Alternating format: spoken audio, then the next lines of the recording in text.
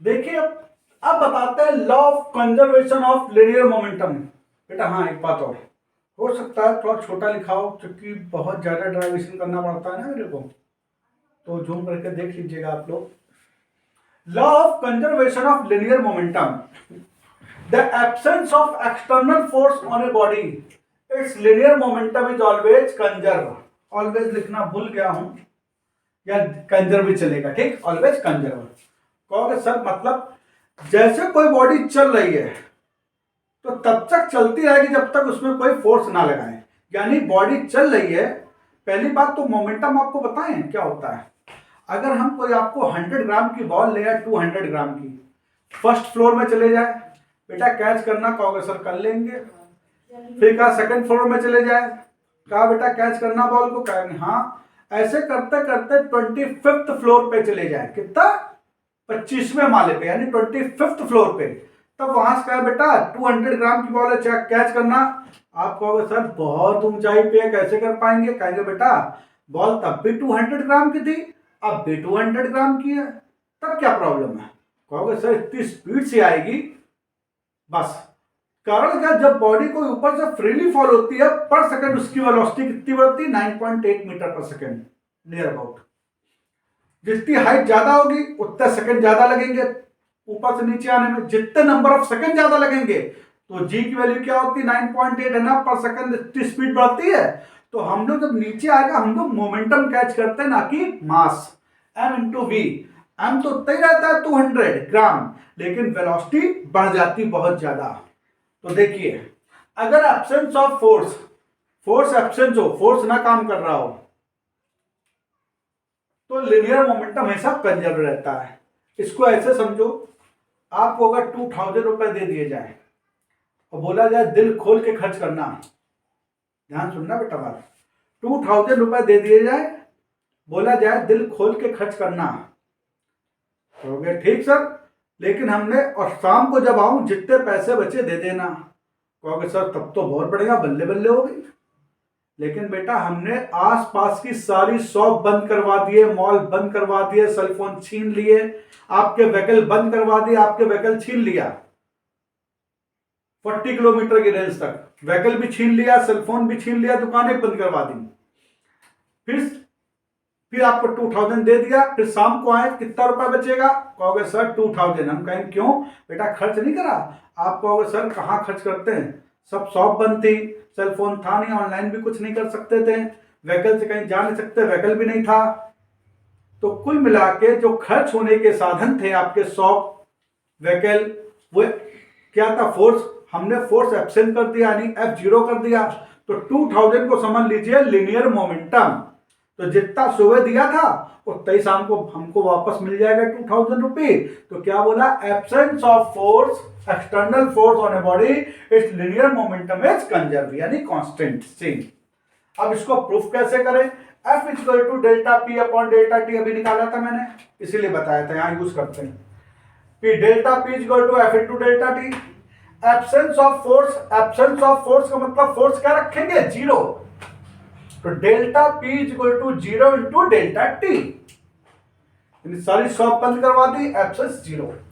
अब absence of force क्या हो गया, फोर्स जीरो, यानी zero into delta T zero, delta P को P2 माइनस P1 यानी final momentum minus initial momentum is equal to zero, तो P2 is equal to P1।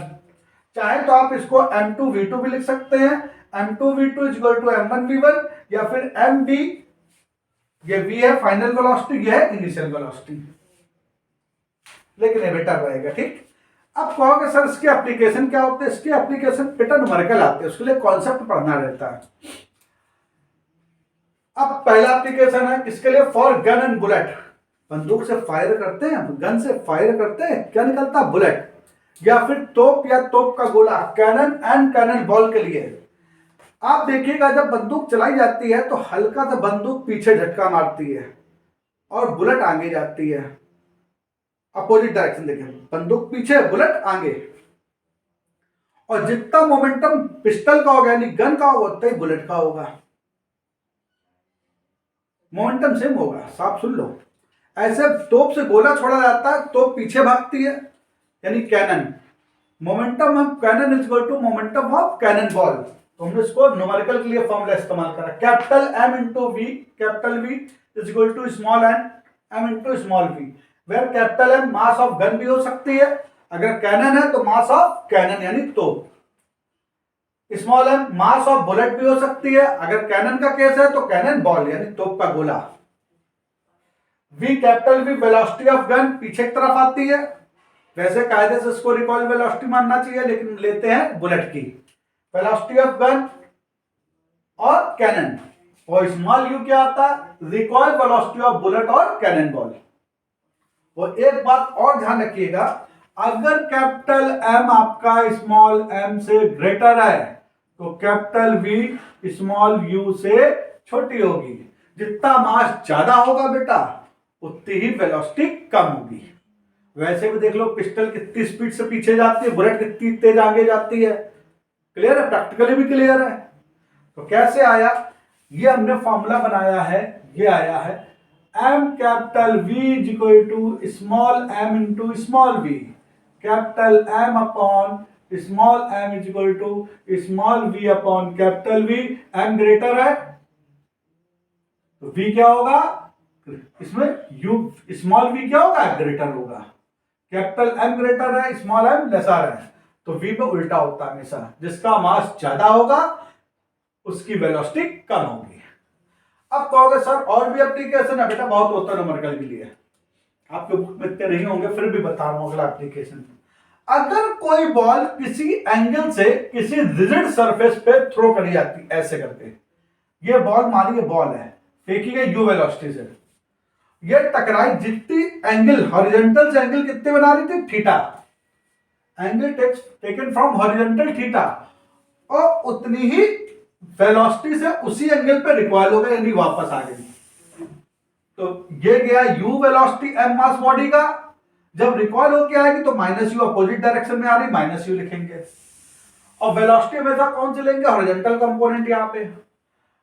Shortcut में ये भी देखना न्यूमेरिकल के लिए, अगर हॉरिजॉन्टल से एंगल दिया जाए तो P1 बेटा क्या हो जाएगा, M you cos theta, initial momentum M you cos theta horizontal से, और P2 क्या लेंगे बेटा, ये वाला है P2 minus M you cos theta, और डेल्टा P क्या होता है, change in linear momentum, final momentum minus initial momentum, final P2 ये, P1 ये, तो चेंज इन मोमेंटम क्या हो गया, minus two M you cos theta, change in momentum यानी वेक्टर फॉर्म में minus two M you cos theta. अगर magnitude of change in momentum पूछे, क्या पूछे, मैग्नीट्यूड ऑफ, मैग्नीट्यूड का मतलब मैग्नीट्यूड लगाएंगे तो माइनस हट जाता है, तब आ जाएगा two M you cos theta. ये कब लगेगा, जब एंगल टेकन फ्रॉम हॉरिजॉन्टल, यानी एंगल हॉरिजॉन्टल से लिया जा रहा है। अगर यही एंगल वर्टिकल से लिया जाए, देखो यहां से देखो वर्टिकल से, तो साइन लग जाएगा। कहोगे सर क्यों, कहेंगे बेटा थीटा क्या हो जाएगा, अल्फा प्लस थीटा 90 होता है, तो थीटा कितना होगा 90 माइनस अल्फा, और कॉस थीटा कितना होगा कॉस 90 माइनस अल्फा, और cos 90 minus alpha sine alpha होगा, इसलिए हमने डायरेक्ट साइन अल्फा ले लिया। फिर से सुन लो, वरना करना नहीं, हमने तरीका बता दिया बेटा, ये अल्फा तो ये थीटा होगा, अल्फा प्लस थीटा बेटा कितना आ रहा है 90, तो theta is equal to 90 minus alpha, cos theta is equal to cos 90 minus alpha, और cos 90 minus theta sine alpha, यानी कॉस थीटा की जगह साइन अल्फा। आप समझे ऐसे, आप चाहे डायरेक्ट ही ध्यान रखिए जब वर्टिकल से एंगल दिया जाए, एम यू साइन अल्फा, जब लौटेगा रिकॉइल होके आएगा direction opposite, minus M U sine alpha, change in momentum P2 minus P1 minus U sine alpha, बाद वाला माइनस इनिशियल, तो minus M U sine alpha कब, जब वर्टिकल से एंगल दिया जाए, वर्टिकल से, हॉरिजॉन्टल से ये वाला सिस्टम। और मैग्नीट्यूड लेंगे तो माइनस साइन हट जाएगा, two M U sine alpha. Numerical आते ही, हमने थ्योरी में बता दिया बेटा, पार्ट न्यूमेरिकल कर सकते हो। आपको यू दिया होगा, एम दिया होगा, थीटा दिया होगा, वर्टिकल से थीटा दिया जाए तो ये change in momentum direct formula लगा सकते हो, डायरेक्ट लगा सकते हो, करने का तरीका ये बता दिया। अगर हॉरिजॉन्टल से एंगल दिया जाए तो ये लगा सकते हो चेंज इन मोमेंटम में डायरेक्ट। मैग्नीट्यूड में। मैग्नीट्यूड ना पूछा जाए, चेंज इन मोमेंटम पूछा तो केवल ये लगा सकते हैं आप लोग। अब कह दो सर हमें एंगल से फेंकना ही नहीं, हम तो सीधी सीधी फेंकेंगे, बताओ। तो इसके लिए दिया u वेलोसिटी से कोई चीज सीधे सीधे फेंकी जा रही है, यानी एंगल कितना बनना है, फेंकते वक्त 0, और लौटा एंगल कितना बना 180 अपोजिट डायरेक्शन। तो फेंकते वक्त थीटा कितना था 0, लौटते वक्त थीटा कितना है 180, इसमें थीटा कितना है 0 डिग्री, और लौटते वक्त थीटा कितना है अपोजिट 180 डिग्री। तो P1 mu cos 0, cos 0 की वैल्यू 1, तो mu आ गया, mu cos 180 लौटते वक्त तो आ जाएगा माइनस mu, क्योंकि cos 180 की वैल्यू क्या होती है, cos 180 की -1, यहां -1 रखें तो minus mu, delta P P2 minus P1 minus mu minus 2 mu, magnitude निकालेंगे ट्वाइस mu। इतना देख लीजिए। अब आपको कोलिजन इसमें बता रहा हूं बेटा। अब देखिए डेरिवेशन है इलास्टिक लिनियर कोलिजन। डेरिवेशन बहुत पूछा जाता है इसका, लॉन्ग क्वेश्चन होता है बेटा 5 मार्क्स का। हमने मास लेट करी m1, we take m1 and m2 masses of two body, their initial speed u1 and u2 before collision। यानी ये सोचिए ये कोलिजन है, अभी आ रही है, ये m1 आ रही है, ये स्पीड है u1, m2 u2। जब ये टकराएंगी कोलिजन होगा आपस में, फिर इसकी स्पीड बदल जाएगी, क्या हो जाएगी v1 एंड v2 हो जाएगी। तो ये जो वेलोसिटी है u1 u2 बिफोर कोलिजन है। Velocity v1 v2 are the velocity of m1 and m2 mass of body before collision, and v1 v2 are the velocity of m1 m2 mass of body after collision। Law of conservation of momentum पहले लगाएंगे।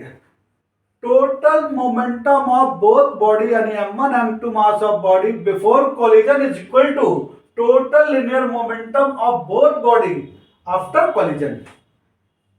both bodies after collision यानी टकराने के पहले total momentum और टकराने के बाद दोनों का टोटल मोमेंटम। इससे क्या करा, यह फॉर्मूला होता है, ठीक। हमें कोलिजन की वेलोसिटी निकालनी है, टकराने के बाद v1 v2 की वैल्यू क्या आएगी, इसके लिए डेरिवेशन करना है मेरे को। अभी हमको u1 u2 दिया है, v1 v2 की वैल्यू टकराने के बाद यानी आफ्टर कोलिजन क्या आएगी उसके डेरिवेशन कर रहे हैं, ठीक। टकराने के बाद वेलोसिटी का हमने क्या करा, m1 जितना पोर्शन है लेफ्ट हैंड साइड में ट्रांसफर कर लिया, m2 वाला राइट हैंड साइड में। देखिए ये उठा के इस तरफ लाए, ये आ गया, ये उठा के इस तरफ 2 वाला यहां लाए, ये आ गया। m1 common from this one, we get m1 u1 minus v1 m2 v2 minus u2। Equation रख लीजिए, बिल्कुल फिक्स कर लीजिए, इतने में कोई प्रॉब्लम नहीं। By law of conservation of energy, अब एनर्जी कंजर्व करेंगे। टकराने के टोटल पहले एनर्जी यानी before collision total energy after collision. तो दोनों बॉडी है ना, पहले की एनर्जी मूव कर रही थी तो काइनेटिक एनर्जी होगी हाफ m1 u1 स्क्वायर, दूसरी बॉडी की हाफ m2 u2 स्क्वायर। टकराने के बाद वेलोसिटी v1 ये v है, half m1 v1 square plus half m2 v2 square. अब इसमें भी वही करा, m1 वाले हिस्से लेफ्ट हैंड साइड पे ट्रांसफर कर लिए और m2 वाले हिस्से right hand side, m2 not v2, m2 वाले हिस्से राइट हैंड साइड में ट्रांसफर कर लिए। कॉमन क्या आया, हाफ m1, इससे कॉमन क्या आया, half m2, half half cancel. अब देखिएगा u square minus v1 square, a square minus b square का फॉर्मूला क्या होता है, a minus b a plus b। तो लिखा है u1 माइनस v1 यानी a minus b, a plus B यानी u1 प्लस v1। फॉर्मूला लगाया a square minus b square का, और सेम फॉर्मूला यहां भी लगाया v2 minus u2 and v2 minus u2 v2 plus u2। अब कहोगे, अब कहेंगे आप लोग कि सर अब क्या करेंगे, कहेंगे बेटा m1 u1 minus v1 is equal to m2 v2 minus u2। तो देखिए m1 u1 माइनस v1, देखिए आप गौर से m1 इतना हिस्सा देखिएगा, ये किसके इक्वल है, m2 v2 माइनस u2 को, तो ये कैंसिल हो जाएगा कि नहीं इक्वेशन फर्स्ट से, इतना हिस्सा यानी ये कैंसिल होगा, ये कैंसिल होगा बाय इक्वेशन फर्स्ट से। देखिए m1 u1 माइनस v1 किसके इक्वल है, m2 v2 माइनस u2 के, कैंसिल करा तो u1 plus v1 is equal to v2 plus u2। अब देखिएगा इससे हम v2 की वैल्यू निकालेंगे, पहले v2 की वैल्यू निकालेंगे। कैसे, हमने लिखा है put the value of v2 by equation 3 in equation 2। तो बाय 3 इक्वेशन क्या आती है, u1 plus v1 is equal to v2 plus u2। तो v2 की वैल्यू क्या निकली, u1 plus v1 minus u2। ये उठा किस में रखेंगे, इक्वेशन 2 में। तो इक्वेशन 2 में कहां पे, v2 की जगह है। तो m1 in bracket u1 minus v1, m2 v2 की वैल्यू ये उठा के रखी मैंने, ये वाली यहां पे v2 की जगह ये रखी, देखिए minus u1 u2 as it is, तो आएगा u1 plus v1 minus 2u2। अब देखिए हमने m1 का मल्टीप्लाई करेंगे बेटा, m1 u1 minus m1 v1 is equal to m2 u1 plus m2 v1 minus twice m2 u2। मेरा काम होगा इसमें, ध्यान रखिएगा v1 वालों को सबको एक साइड कर दें और बाकी सबको लेफ्ट हैंड साइड। यानी v1 वाला जो पोर्शन है कौन कौन सा है, एक ये है, एक ये, इसको राइट हैंड साइड में ही रखना v1 को, और बाकी सब जितने हैं लेफ्ट हैंड साइड में। तो देखिएगा m1 u1 ये इस तरफ लाए, माइनस m2 u1 ये इस तरफ लाए, plus 2 m2 u2 is equal to ये इस तरफ लाए, ये यहां पे आएगा m1 v1 ये तो एज इट इज रहेगा, v1 वाला हिस्सा हमने कहा था राइट हैंड साइड में रखने को। अब बेटा कॉमन क्या आया, m1 minus m2 u1 plus 2 m2 u2 m1 plus m2 v1। अब देखिएगा divided by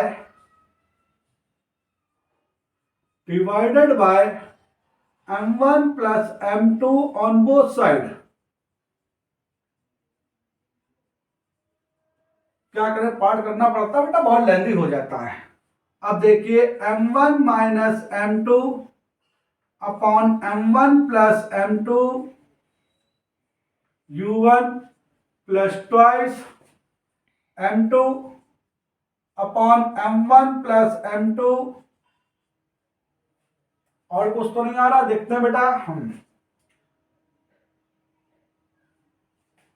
is equal to m1 plus m2 v1 upon m1 plus m2। ये देखिए कैंसिल, ये आ गया m1 minus m2 upon m1 plus m2 u1 plus twice m2 upon m1 plus m2 u1। ये आ गया v1 की value. अभी आपको v2 की निकालनी है बेटा, इतना समझ में आया। अब देखिएगा ये v1 आया, कोई दिक्कत तो नहीं इसमें। अब देखते हैं, फिर अगेन लिखेंगे by equation put the value of, जब v2 की वैल्यू रखी थी तो v1 की वैल्यू आई है। अब put the value of v1 by equation third in equation second, sorry by equation third in equation second, यानी फिर थर्ड से निकालेंगे v1 की वैल्यू। तो क्या था, u1 plus v1 is equal to v2 plus u2। तो v1 की वैल्यू कितनी आई, v2 plus u2 minus u1। अब ये वैल्यू कहां रखेंगे, इस वाले इक्वेशन में सेकंड में रखेंगे। क्या था, m1 u1 ब्रैकेट में v1 की value v2 plus u2 minus u1 is equal to m2 v2 minus u2 और ज्यादा करना हो u1 minus v2 minus u2 plus u1 is equal to m2 v2 minus u2। इतना बताइए, clear है? अब देखिए, हमने यहां तक बताया है v1 की वैल्यू आ गई, वापस इक्वेशन से v2 हमने क्या निकाला, u1 प्लस v1, गिवन थी इक्वेशन v2 प्लस u2। अब की v1 की वैल्यू निकालेंगे तब v2 निकलेगा। v1 को इधर रखा, बाकी सबको राइट हैंड साइड ट्रांसफर करा, v2 plus u2 minus u1। ये किसमें रखेंगे, इक्वेशन सेकंड में। इक्वेशन सेकंड ये थी, इसमें रखा m1 u1 माइनस सेकंड, देख लीजिएगा किस v2 plus u2 minus u1, minus का अंदर multiply u1 minus v2 minus u2 minus minus plus u1 as it is. इसके बाद देखिए u1 plus u1 2u1 minus u2 minus v2। देखिए मैंने ये लिखा है m1 2u1, स्किप करके मत देखिएगा, इसको ध्यान सुनिएगा भाई। m1 2u1 minus u2 minus v2, m2 multiply कर दिया बेटा m2 v2 minus m2 u2, फिर m1 का मल्टीप्लाई इसमें करा, ये आया। इसके बाद आपको उसमें क्या करा था, v1 वाले हमने इससे लाए थे ना राइट हैंड साइड में, इसके v2 वाले इससे, ये v2 एक ये आया बेटा, एक ये तो राइट हैंड साइड में है ही, इस वाले v2 को राइट हैंड साइड में लाना, बाकी सबको लेफ्ट हैंड साइड में, जो उसमें रूल था। तो देखिए 2m1 u1 minus m1 u2, ये वाला इस तरफ आया, प्लस m2 u2, ये वाला इस तरफ ले गए, m1 v1 plus m2 v2, m1 v1 plus m2 v2, ये वाला इस तरफ ले गए। अब देखिए जो कॉमन आया एज इट इज, इसमें माइनस कॉमन लेंगे बेटा, m2 माइनस m1 अच्छा नहीं लगता, इसलिए m1 माइनस m2 के लिए माइनस ले लिया, वरना आप ले सकते हैं, ऐसी कोई दिक्कत नहीं, माइनस कॉमन मत लीजिए तो भी चलेगा। m1 minus common, m1 minus m2 u2, इधर m1 plus m2, m1 plus m2 का डिवाइड कर दिया, आपके हिसाब से देख लीजिए पूरा फॉर्मूला आ गया, ये m1 प्लस m2 कैंसिल, यानी v2 की वैल्यू u1 u2 के फॉर्म में, और ये पिछले हमने इससे प्रूफ करी थी इक्वेशन 4 से, v1 की वैल्यू u1 u2 के फॉर्म में, u2 है सॉरी, u2 के फॉर्म में, और ये है v2 की वैल्यू u1 u2 के फॉर्म में। अब इसी में केस आता है स्पेशल, अगर दोनों बॉडी का मास सेम हो, दोनों बॉडी का मास सेम हो तब क्या होगा बेटा, हमेशा ध्यान रखना, तो v1 हमेशा u2 के इक्वल हो जाएगा, v1 u2 के इक्वल और v2 u1 के इक्वल। कैसे, पहले v1 देखिए निकाला, if both body have equal mass m1 is equal to m2 is equal to m, put in equation 4, यानी v1 वाले में रखा, m1 की जगह भी m, m2 की जगह भी m upon m plus m, u1 as it is twice m, m1 plus, इसमें देखिए m plus m u2, m minus m 0, 0 into u1 0, twice m upon twice m, u2 आ गया कि नहीं बताइए। देखिए बेटा हमने क्या करा, v2 की वैल्यू रखी बाय इक्वेशन फिफ्थ से, twice m1 plus m1 upon m1 plus m2 into u1 minus in bracket m1 minus m2 upon m1 plus m2 into u2। दोनों वैल्यू क्या थी, सेम, यानी पुट क्या कर दिया, m1 is equal to m2 is equal to m रखा, same mass है ना, देखिए लिखा था, यहां भी m रखा, यहां भी सब जगह m रखा, यहां m कैंसिल हो गया तो 0 आया, 0 अपॉन समथिंग 0, 0 इंटू u2 0, यहाँ twice m upon m plus m, twice m cancel, v2 is equal to u1 आ गया, और यहाँ पे क्या आया था, v1 is equal to u2। तो देखिए ये आ गया कि नहीं, प्रूफ हो गया। बहुत ज्यादा केस सही पूछा जाता है, इतने पूछा जाता है, दोनों डेरिवेशन पूछे जरूर जाते हैं, लेकिन हमको न्यूमेरिकल करना हो, हम कभी ये फॉर्मूले नहीं लगाते बेटा, बहुत बड़े फॉर्मूले हैं, तो न्यूमेरिकल करना कभी गलती ना करना। वैसे इसके न्यूमेरिकल भी मैं बताऊंगा सब आपको, इसके न्यूमेरिकल बताऊंगा, लेकिन ये मेथड कितना लर्न कर पाओगे बेटा, इस तरह के जिसमें कोलिजन हो, दो बॉडी हो, कोलिजन हो, उसको हमेशा हैंडल करते हैं इस फॉर्मूले से, m1 u1 plus m2 u2 is equal to m1 v1 plus m2 v2, और V2 minus V1 is equal to U2 minus U1, ठीक, या U2 माइनस U1, दो फॉर्मूले लगा के सॉल्व करेंगे, देख लीजिए, सॉरी U1 माइनस U2, इन्हीं दो फॉर्मूले से मैं सॉल्व करूंगा, देख लीजिएगा, बिल्कुल ठीक। इतना बताइए क्लियर है कि नहीं। अब इसके बाद आता है एंगल दिया जाए, उसको न्यूमेरिकल कराते वक्त बताऊंगा बेटा, क्योंकि यहां समझाना बहुत मुश्किल है। लेकिन एक केस, एक प्रॉब्लम बहुत ज्यादा आप लोग में आती है, अगर कोई पेंडुलम होता है, ये है, अभी L कितना दिया है, L, ठीक, अगर इसको फोर्स लगाएंगे, धक्का मारेंगे, तो ये शिफ्ट होके यहां आ गया, और ज्यादा धक्का मारते हैं, चलिए यहां आ गया, ये है बेटा थीटा। पूछा जा रहा है चेंज इन पोटेंशियल एनर्जी या change in energy, change in energy. अच्छा, ये पोजीशन ए है, ये बी है। अब देखिए हमने परपेंडिकुलर ड्रॉ करा, अगर ये हमको मालूम हो जाए सी डिस्टेंस, तो काम चल जाएगा।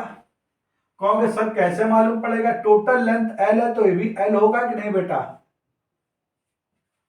अब देखिए ओसी कैसे निकालेंगे, cos theta is equal to बेटा क्या फॉर्मूला होगा, OC base upon hypotenuse OB, cos theta is equal to OC upon OB, OB L है तो एल कॉस थीटा बेटा।